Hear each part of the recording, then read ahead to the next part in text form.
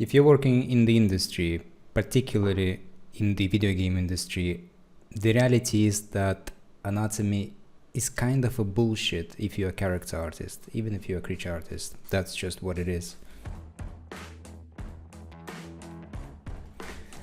Hi, to follow up, I didn't mean to be provocative for the sake of being provocative. I genuinely believe that's the case. That's just my experience. Even though I've taken anatomy classes, I have, how do I point? So I have this little figure for 20 years, I think. That was one of the things that I bought along with the tablet. Wacom, is it 3 or is it 4? It's also probably close to 20 years. It's a good advertisement for Wacom because I've never had anything that lasted that long in terms of technology, in terms of tools.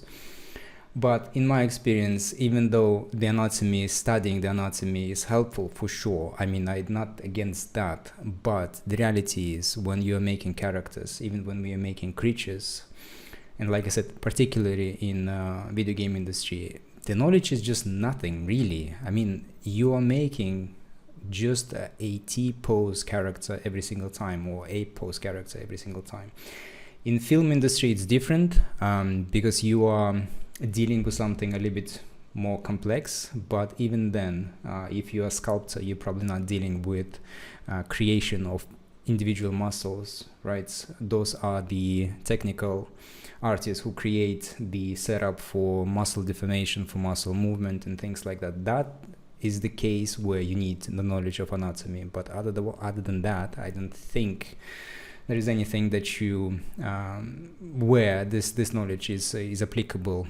So to kind of follow up the little bit of conversation I had with one of my students from yesterday, to follow up that, I would like you to just see or look, I guess, at some examples that I found on the 3D scan store.com.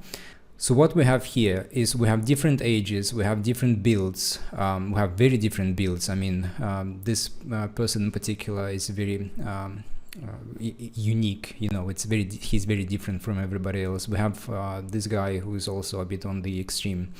But the thing about this is that, as I've mentioned in the last video, is that if you look at everything, there are patterns. If you look at the legs, there are patterns there. If you look at the arms, there are also patterns in there. If you look at the knees, there's going to be patterns. If you look at the hands, there are going to be patterns, and so on. The difference here is just the variety. It's just the variation of the same pattern. So what it means is that if you want to be, you know, efficient, when you make your characters, when you build your creatures or whatever, everything in between, you simply need to observe the things that repeat themselves, and you need to observe and study that, and you need to be able to recreate those things. So in some sense, it's well, I don't want to say that it's cheating, but it's definitely a more efficient way of going about creating your characters. You don't really need to dissect the skin to be able to create what we see here. It can be helpful if you know what this muscle is. It can be helpful if you know that there's another muscle which you can use almost like a border for this one, right? That's something that you can see in the anatomy atlases. That's something that you will see if you if you decide to dissect some cadaver. But the reality is, like I said, it's just, you know, a few things that you just need to be able to remember, study, recreate a few times, and then it's going to be repetition. So everything, you know, here when it comes to shoulders, it's going to be the same, especially if we're talking about, look, this has been said by me in a different class, and this is not a class, this is just me following up a video. But the reality is that we are, as character artists, we are always building the same thing every single time. You know, it's either A pose or it's going to be T pose, meaning that the only variation that's going to come in here is going to be the variation of the build and the variation of the age, and that's it. There's nothing more. We're not Michelangelo we're not Rodin, right? We're not building something like that. There might be cases where we might need to create something like this for the environment. Maybe that when we have to make a statue, some kind of a sculpture that is dynamic, that is posed. In that case, for sure, anatomy is a good thing to have. But in any other cases, in all other cases, this is what we are building, right? And this is where anatomy is not needed. We just need to observe. We just need to study individual elements and then see that they are actually repeating themselves, and they have just different variety depending on the build and the age. And that's it really. That's all there is to it. And so when it compares to, or I guess how it connects to masterwork, it's kind of the same thing really when it comes to, let's say, Michelangelo. And yes, I'm obsessed with Michelangelo in the sense that he is just very, very, very, very good. Let's put it this way. So he did actually dissect dead people, right? So he knows anatomy like nobody else on the planet, probably even today.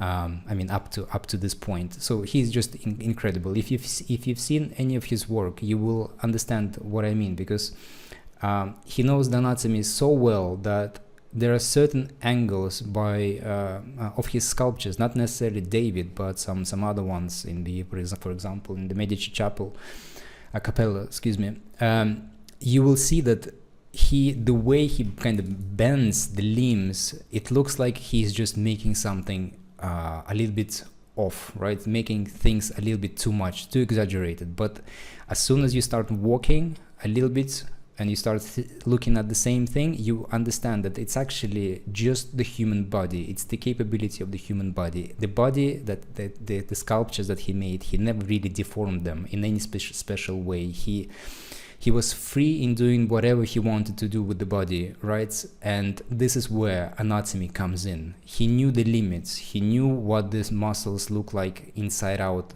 and twisted and turned and all of that, right? So for making that, you absolutely need to know anatomy, because he is not standing in a T-pose.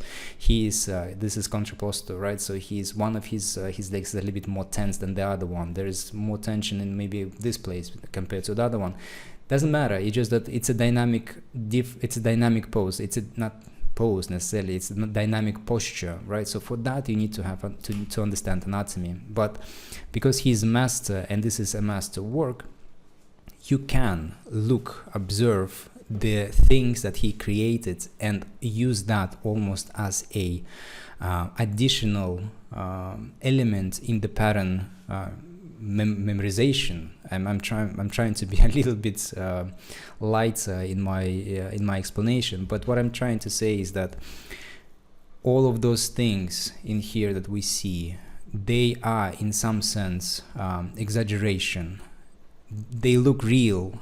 I'm not saying that this is not something that cannot be on a real person. I'm just saying that when he was building this sculpture, he wasn't just trying to copy a person. He was trying to create almost a perfect version of a human body, in this case a male body.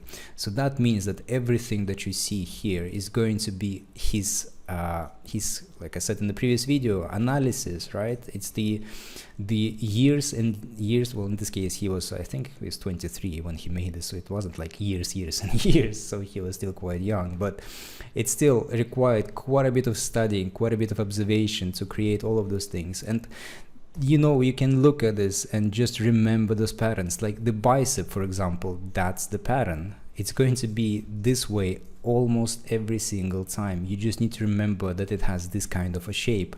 And variety, like I keep saying, is going to come from the kind of build the character has. If it's going to be a little bit, bulkier build, or just a fatter person in general, this is going to be covered with a layer of fat, or just the muscle is not as developed as this one. So you're going to hide it a little bit, right? You're not going to be making it so kind of standing out so much. The same goes for the triceps. The same goes for the